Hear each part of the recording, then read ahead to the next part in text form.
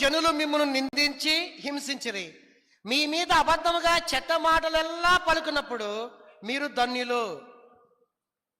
మనల్ని నిందించి అవమానపరిస్తేట మనము ధన్యులు అవుతాంట, సంతోషంగా ఉండాలట.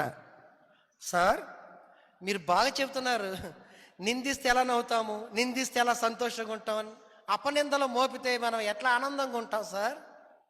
అవును, విశ్వాసంతో ఉండేవాడు ఉండగలడు, భయభక్తులతో దేవుని యందు భక్తి కలిగిన వాడు ఉంటాడు. ఎందుకు? ప్రభు నిమిత్తం మనం ఉన్నప్పుడు, దేవుని కొరకు మనం జీవిస్తున్నప్పుడు జనులట నిందించి హింసిస్తారు, నిందలేస్తారు, హింసిస్తారు. అవి భరించలేని వాడు నువ్వు క్రీస్తుని కలిగిన వాడవి కాదు. వాటిని భరించిన వాడే క్రీస్తుని కలిగిన వాడు. క్రీస్తు ఎట్లా మనందరి పాపములు ఆయన మీద వేసుకుని భరించాడు. ఆయన భరించాడు కాబట్టే ఈరోజు మనందరికీ పాప విమోచన కలిగింది. ఆయన అవన్నీ భరించాడు కాబట్టే ఈరోజు నీవు నేను సజీవులుగా ఉన్నాం. ఆయన భరించాడు కాబట్టే నీకు నారు ఈరోజు దేవుని యొక్క రాజ్యం స్వతంత్రించుకునే బాధ్యత కలిగింది.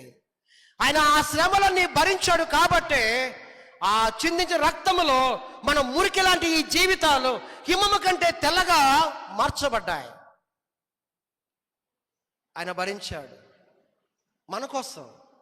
మరి క్రీస్తు కోసం మనం భరించొద్దా? మన కోసం ఆయన భరించినప్పుడు ఆయన నిమిత్తం ఉన్న